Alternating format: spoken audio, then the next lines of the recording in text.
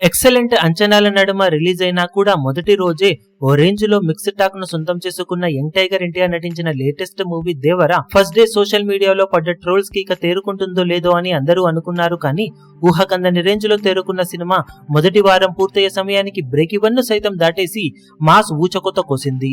అంతటితో ఆగకుండా ఇప్పుడు లాంగ్ రన్ ని కూడా సొంతం చేసుకునేలా పరుగును కొనసాగిస్తూ ఉన్న ఈ cinema already break even target complete గా దాటేయగా దుమ్ము లేపే రేంజ్ లో లాభాలను పెంచుకోవడానికి సిద్ధమవుతూ ఉంది. ఇప్పుడు 8వ రోజున సాధించిన కలెక్షన్లతో మరో మైలురాయిని అధిగమించింది సినిమా. బాక్సాఫీస్ దగ్గర వరల్డ్ వైడ్ గా మొదటి వారంలోనే షేర్ పరంగా 199 కోట్ల రేంజ్ లో షేర్ మార్కును అధిగమించిన ఈ సినిమా 8వ రోజు సాధించిన కలెక్షన్లతో మొత్తం మీద వరల్డ్ వైడ్ గా 200 కోట్ల షేర్ మార్కును అధిగమించి సంచలనం సృష్టించింది.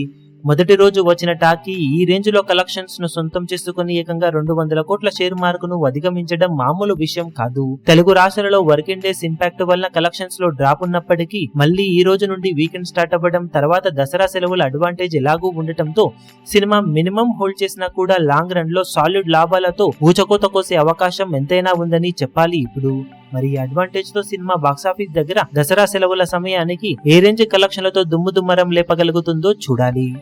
ఈ వీడియో మీకు నచ్చినట్లయితే లైక్ చేయండి, షేర్ చేయండి, ఛానల్ ను సబ్స్క్రైబ్ చేయడం మాత్రం మరవకండి. ఏ చిన్న అప్డేట్ ను మిస్ అవ్వకూడదు అనుకుంటే బెల్ ఐకాన్ ను ప్రెస్ చేయండి.